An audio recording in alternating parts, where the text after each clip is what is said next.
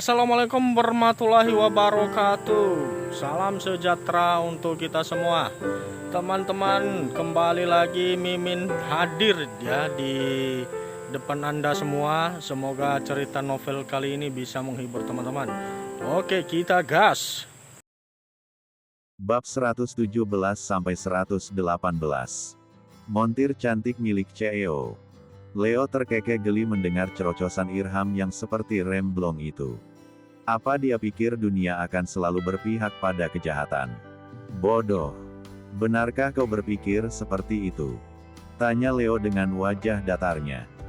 Aku jadi penasaran, sepenting apa dirimu bagi Nyonya Sophie, hingga kau berpikir Nyonya Sophie rela meminta bantuanku hanya demi mengeluarkanmu dari penjara ini.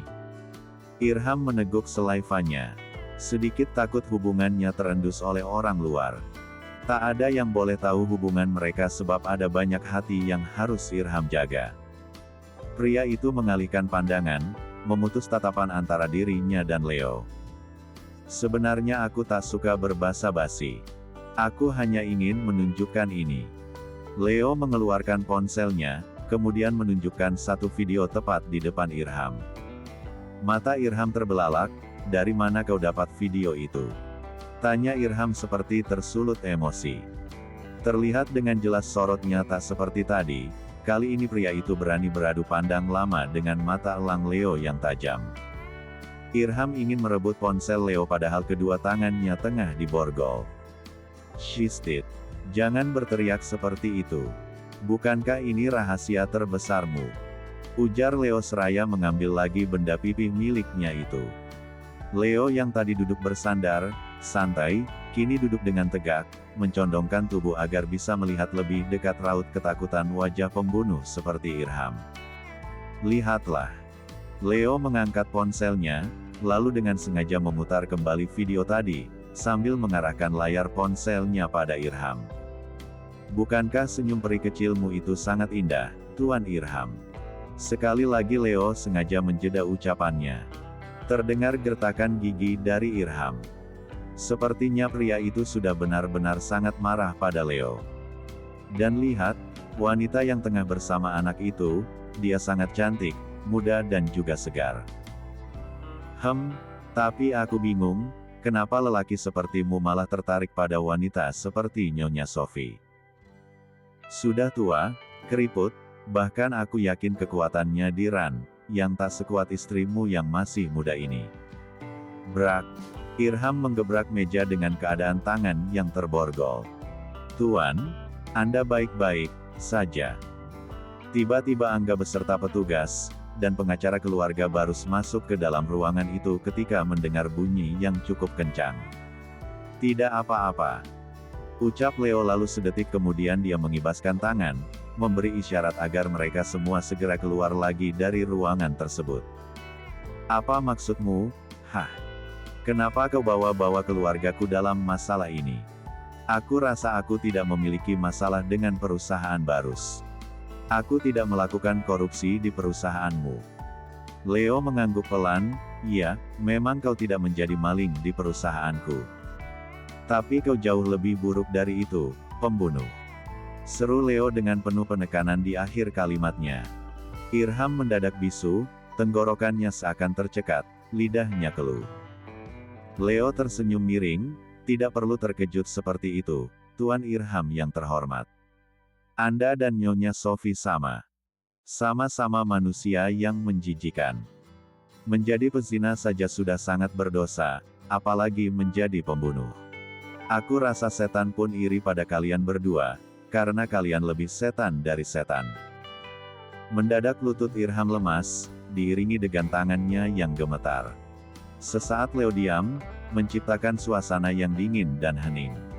Urus saja urusanmu sendiri, jangan ikut campur dengan nerakaku. Hening kembali memenuhi ruangan, saat suara bariton Irham membalas ucapan Leo. Tak habis pikir rasanya, bisa-bisanya Irham berkata demikian. Baiklah. Mari kita dengar bersama, apa respon istrimu jika tahu suaminya adalah seorang pengkhianat sekaligus seorang pembunuh. Leo mengambil ponselnya kembali, lalu menekan panggilan pada satu nomor ponsel yang sengaja tidak dia beri nama. Tut, tut, halo. Suara wanita yang tentu sangat familiar di telinga Irham, membuat pria itu semakin dibuat tak berkutik. Tuan Leo. Suara wanita itu lagi. Ya, Nyonya Sarah. Saya Leo. Ucap Leo di sambungan yang sengaja di loudspeaker itu. Tuan, terima kasih atas bingkisan yang Tuan kirim untuk saya dan anak saya. Saya tidak tahu kalau tidak ada Tuan saya harus bagaimana, sebab sampai sekarang suami saya belum ada kabarnya. Jantung Irham berdetak cepat, selama beberapa hari ini memang Irham belum pulang ke rumahnya. Dia terlalu sibuk dengan Nyonya Sophie sampai melupakan kewajibannya sebagai seorang suami dan juga seorang ayah. Sudah beberapa minggu Irham pun tak memberi nafkah pada istrinya. Uang haram yang Irham curi dia pakai untuk berfoya-foya dengan gundiknya itu. Dan pagi tadi, Leo meminta Angga mengirim barang berupa keperluan sehari-hari untuk Nyonya Sarah, serta dengan sejumlah uang yang nominalnya cukup besar. Nyonya Sarah, saya sedang bersama suami Anda. Apa Anda ingin bicara dengan dia? Tanya Leo yang tatapannya lurus pada pria itu. Mau, Tuan. Saya sangat ingin bicara dengan dia. Tuan Irham, bicaralah pada istri Anda. Di mana Anda sekarang agar istri Anda bisa segera datang untuk menemui Anda? Leo tak mematikan pengeras suaranya, dia sengaja berbicara dengan suara cukup kencang agar Nyonya Sarah bisa mendengar ucapannya. Mas. Nyonya Sarah memanggil suaminya tak sabaran. Namun respon Irham mengejutkan, pria itu langsung menekan tombol merah untuk memutus sambungan itu. Apa yang kau inginkan? Tanya Irham yang sudah tahu bahwa dirinya terjebak dalam situasi ini. Leo kembali tersenyum, akui semua perbuatanmu di masa lalu. Dan jangan menderita sendirian, ajak Nyonya Sophie bersamamu. Tak perlu khawatir dengan anak dan istrimu, aku akan membiayai kehidupan mereka. Irham memandang Leo dengan perasaan yang entah sulit dijabarkan. Bagai petir di siang bolong, tak pernah terpikir akan sampai di situasi sulit seperti ini. Hidup senang yang dijalaninya selama ini sudah sampai di akhir masa. Dunianya seakan runtuh, hancur dalam sekejap mata. Katakan apa yang ada di kepalamu, putuskan sekarang, Tuan Irham, aku tak punya banyak waktu. Irham tertegun, memandang mata pria tampan dengan manik sekelam malam. Tak ada pilihan lain, karena jika Irham menolak, pasti Leo akan berbuat hal yang di luar dari dugaannya. Ya, Leo bisa melakukan apapun karena power yang dimilikinya tidak main-main. Baiklah, saya akan mengakui perbuatan saya di masa lalu. Tapi izinkan saya tahu, apa alasan Anda ikut campur urusan saya, dan dari mana Anda tahu bahwa saya dan Sophie melakukan pembunuhan di masa lalu? Leo beranjak dari duduknya. Nanti Anda akan tahu saat kita bertemu lagi di persidangan. Bab 118. Angga. Saya minta hari ini surat penangkapan Nyonya Sophie sudah dia terima. Minta pelarangan wanita itu untuk meninggalkan kota ini. Baik darat, laut maupun udara. Aku tidak mau ada berita dia melarikan diri. Paham, Tuan. Leo, Angga dan kedua pengacara keluarga baru setengah dalam pembicaraan serius di sebuah restoran tidak jauh dari tempat di mana Irham ditahan saat ini. Mereka memilih berbicara di restoran itu karena sekalian untuk makan siang bersama. Jam makan siang yang sudah terlewat setengah jam lalu. Jadi menurut hukum, seberapa banyak tuntutan yang akan Irham dan Nyonya Sophie terima? Tanya Leo pada salah satu pengacaranya. Jika dilihat dari kasus ini, Nyonya Sophie dan Irham akan dikenakan pasal 459, pasal tentang perencanaan pembunuhan, hingga menyebabkan hilangnya nyawa seseorang, pidana mati atau penjara seumur hidup, atau selama waktu tertentu, paling lama 20 tahun, Tuan. Lalu untuk kasus korupsi dan kasus perzinahan? Tanya Leo lagi. Untuk kasus korupsi atau penggelapan dana perusahaan, Menurut pasal 374, paling lama pidana penjara 5 tahun. Tapi untuk kasus perzinahan yang Tuan sebutkan tadi, mohon maaf, kami tidak bisa melakukan apapun jika tidak ada laporan langsung dari suami atau istri yang bersangkutan, Tuan. Leo menghela nafas. Sebenarnya tidak sulit baginya jika harus memberitahu istri Irham bahwa suaminya telah berselingkuh dan melakukan perbuatan zina dengan wanita lain. Bukti sudah dia dapat, dari video, foto, semua Leo miliki. Namun bagaimana dengan Datsak? Apa ayah mertuanya itu akan terima, jika tahu bahwa istrinya adalah seorang pembunuh sekaligus telah mengkhianatinya selama puluhan tahun lamanya? Bagaimana kesehatan jantungnya nanti? Itulah yang membuat Leo harus berpikir keras saat ini. Baiklah. Untuk saat ini proses saja sesuai dengan perbuatannya terlebih dulu, pembunuhan dan juga penggelapan dana.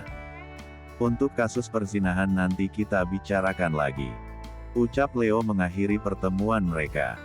Setelah itu, Leo kembali ke rumah sakit untuk menjemput sang istri. Ada banyak hal yang harus Leo bicarakan berdua dengan istrinya tersebut. Tuan. Damar menyapa Leo saat Leo sudah berada di depan ruangan Tuan Sak. Leo mengangguk, Damar, kau kembali ke perusahaan saja. Tadi aku sudah menghubungi Pak Guntur untuk bergantian menjaga Datsak di sini. Baik, Tuan. Damar mengangguk tanpa bantahan. Jujur saja, menunggui orang sakit adalah hal yang paling membosankan. Damar yang biasanya banyak bergerak ke sana kemari di setiap waktunya, kini harus diam bagai manekin di depan ruangan tuannya. Jika ada yang perlu ditanda tangan bawa saja dokumennya ke apartemenku, nanti akan aku kirimkan alamatnya. Setelah memastikan Damar pergi, Leo segera masuk ke dalam ruangan. Selamat siang, Dat. Ucap Leo saat masuk ke dalam kamar rawat Datsak. Datsak yang tengah disuapi buah oleh putrinya langsung menoleh ke arah pintu masuk. Sudah selesai urusannya, Nak? Tanya Datsak. Leo berjalan menghampiri, ya. Sudah. Jawabnya singkat sambil mengusap pucuk kepala sang istri, yang tengah duduk di sisiran, yang. Dat, Damar aku perintahkan untuk kembali ke perusahaan. Nanti yang menjaga Dat Pak Guntur. Tidak apa-apa, kan? Tanya Leo memastikan. Sebagai menantu, Leo bukannya tidak mau ikut membantu merawat Datsak di rumah sakit. Hanya saja ada banyak masalah yang harus dia urus. Mas, kenapa harus Pak Guntur? Kan masih ada aku. Sebagai anak aku pun mau merawat dediku di saat kondisinya seperti ini. Ale menginterupsi ucapan suaminya sambil mendongak agar bisa melihat wajah sang suami. Nak, tidak perlu. Kamu kan baru menikah. Kalian harus banyak menghabiskan waktu berdua. Lagi pula kata dokter tadi kondisi Dat sudah lebih baik dan jika terus seperti ini, Dat sudah diizinkan pulang besok pagi. Tok tok tok. Tiba-tiba pintu diketuk dari luar. Selamat siang, Tuan, Non. Pak Guntur menunduk hormat setelah pintu ruangan dibuka. Kebetulan sekali kau sudah datang, Guntur. Ucap Datsak sambil melihat ke arah Pak Guntur yang masih berdiri dekat pintu. Iya, Tuan. Tadi saya langsung kemari setelah mendapat telepon dari Tuan Leo. Ucap Pak Guntur menjelaskan. Nah, berhubung Pak Guntur sudah datang, kalian pergilah. Dat mengusir kami. Tanya Ale sambil melipat bibirnya, cemberut. Ale masih sangat merindukan momen bersama Datnya yang jarang sekali dia dapatkan. Selama Leo pergi, sudah banyak hal yang mereka bicarakan. Pembicaraan yang dalam tentang masa lalu mereka perih dan penuh luka yang pernah dilalui. Rah, keringat dan air mata, semua menjadi satu kisah yang tak akan pernah mereka lupakan, dan akan terus terukir di kepala dan hati mereka sampai mati. Tidak, sayang. Tapi Dat tidak mau menyusahkan kalian. Kalian berdua berhak melanjutkan hidup. Jangan terlalu memikirkan Dat. Dat baik-baik saja. Mendengar ucapan Datnya itu membuat Ale semakin merasa tidak tenang.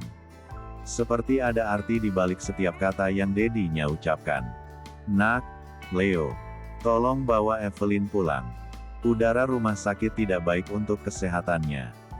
Dengan sedikit paksaan, akhirnya Ale mau pulang. Mereka pun berpamitan, tak lupa Ale dan Leo pun berpamitan juga dengan Pak Guntur. Mas, kita pulang ke rumahku dulu, ya, sebelum kembali ke apartemen. Saat ini mereka sudah ada di dalam mobil. Leo menautkan alisnya, untuk apa? Vanya, jawab Ale cepat sambil memakai seat belt-nya. Vanya, Beo Leo, mengulang ucapan sang istri. Ale mengangguk, kata Birahmi sejak kejadian kemarin Vanya terus mengurung dirinya di dalam kamar. Aku khawatir sama dia, Mas. Aku takut terjadi sesuatu pada Vanya. Ucap Ale dengan wajah cemas. Bukankah dia sudah berbuat jahat padamu? Biarkan saja. Jangan pikirkan wanita itu. Leo mulai menyalakan mesin mobilnya. Bagaimana kalau Vanya melakukan hal-hal yang tidak diinginkan, Mas? Jangan sampai itu terjadi. Aku pasti akan sangat merasa bersalah. Leo diam sejenak, lalu menganggukkan kepalanya pelan. Baiklah. Tapi jika dia baik-baik saja, kita langsung balik ke apartemen, ya. Aku tidak mau berlama-lama bertemu dengan Vanya maupun ibunya. Leo menatap Ale dalam. Leo ingin memberitahu Ale, bahwa dirinya tidak mau berbelas kasih pada kedua wanita itu. Leo yakin, nanti Vanya akan memohon-mohon padanya, jika sampai tahu bahwa ibunya akan dijebloskan ke dalam penjara. Mobil Leo pun berputar arah di lampu merah rumah sakit untuk menuju ke kediaman ayah mertuanya. Terima kasih. Ucap Ale bergelayut manja. Tak sengaja lengan Leo menyentuh bongkahan sang istri, membuat darahnya berdesir tak karuan. Sayang, kamu kenapa? Kok keringetan? Tanya Ale polos, padahal dialah yang membuat buliran kristal bening memenuhi dahi Leo saat ini. Ale mengambil selembar tisu lalu menghapus keringat Leo pelan. Wajah mereka sangat dekat. Membuat hembusan hangat Ale terasa menyapu sisi telinga hingga ceruk leher pria itu. Cup, Leo mengecup B1 bir Ale singkat, membuat wanita itu terkejut bukan main. Kamu yang membuatku berkeringat begini. Yang, bagaimana kalau kita kembali ke apartemen saja, Ham? Kepalaku sudah mulai cenat-cenut rasanya. Kamu sakit. Astaga, pantas saja kamu keringetan, Mas. Daripada ke apartemen, lebih baik kita ke dokter. Kamu hentikan dulu mobilnya, kita tukar tempat. Ale yang masih tak mengerti, malah mengira suaminya itu tengah sakit. Leo tak mendengarkan ucapan Ale, dia masih mencoba untuk tetap fokus berkendara. Tak apalah jika tidak disalurkan di apartemen, toh di rumah istrinya pun bisa. Begitu pikiran Leo sekarang. Setelah menempuh perjalanan yang lumayan panjang, mobil Leo sudah tiba di kediaman sang istri. Rumah mewah itu tampak sepi, seperti tidak ada aktivitas di dalamnya. Birahmi dan Pak Guntur yang memang tidak ada, membuat keadaan rumah seperti tidak berpenghuni. Kamu tunggu di sini saja, ya. Aku akan mengecek keadaan Vanya. Ucap Ale setelah mereka tiba di ruang tengah. Leo menggeleng, tidak. Aku tidak mau mengambil resiko. Dia bisa saja mencelakaimu. Aku akan menemanimu. Ale tersenyum lalu mengangguk, kalau begitu, ayo. Ajaknya seraya melingkarkan tangan di lengan sang suami. Terdengar jerit tangis saat mereka tiba di anak tangga yang paling atas. Keduanya pun terkejut sambil menajamkan pendengaran. Setengah berlari Ale langsung menuju kamar Vanya. Tok tok. Vanya, ini aku Evelyn. Bisa buka pintunya. Ada yang ingin aku bicarakan denganmu. Ucap Ale setengah pintu diketuk. Vanya, please. Bukan hanya kamu yang terluka, aku dan dediku pun sama. Sambung Ale lagi dari balik pintu kamar Vanya. Tok tok tok. Pergi kau dari sini. Aku tidak butuh belas kasihanmu.